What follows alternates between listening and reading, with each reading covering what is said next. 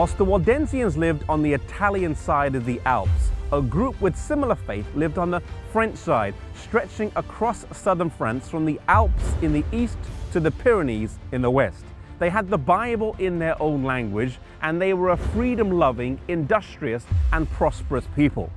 They were known as the Albigensians, and like other groups scattered around Europe, they remained true to God's word and resisted attempts to come under the banner of Rome. Some historians note that had this movement been allowed to grow unhindered, that the Reformation would have started in the 13th century and not the 16th, and the base of it would have been in southern France and not Germany. In the early 13th century, Pope Innocent III was reigning, though he was anything but innocent. He surveyed the landscape of Europe at the time and determined that these groups, however small, needed to be exterminated in order to preserve the church.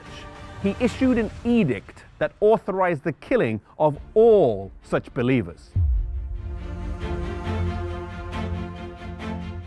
A crusade was launched that became immensely popular with the warriors from northern France, as they no longer had to travel all the way to Palestine, but right here in their own country they could attain all the same benefits.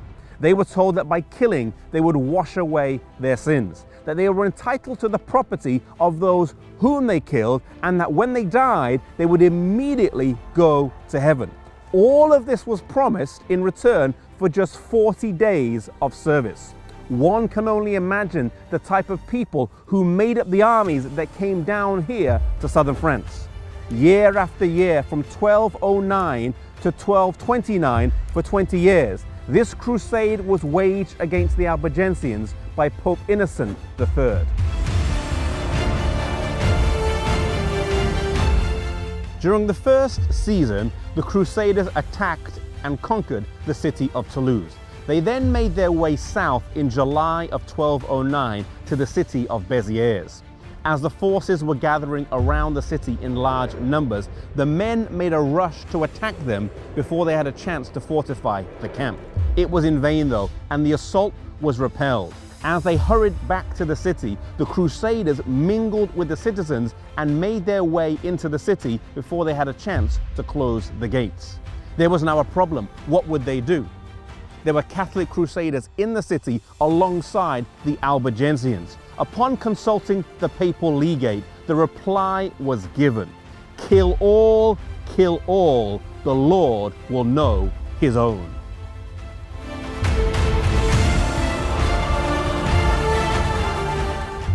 History records that blood flowed like water as everyone in the city was brutally murdered.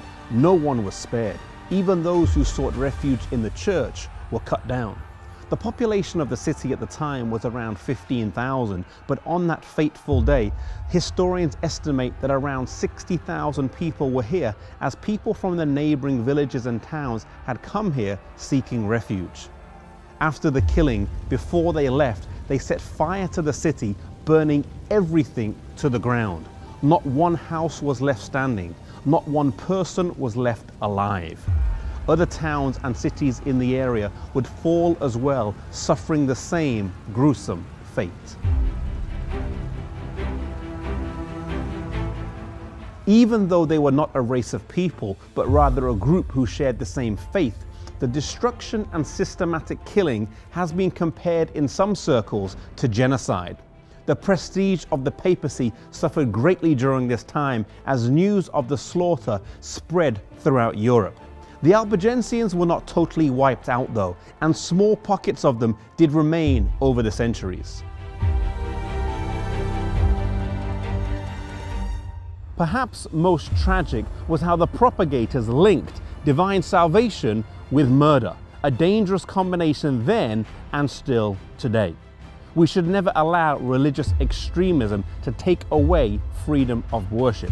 We must never impose our beliefs on others, nor allow others to impose their beliefs on us. No matter how true one thinks they are, no one has the right to force their beliefs on anyone else.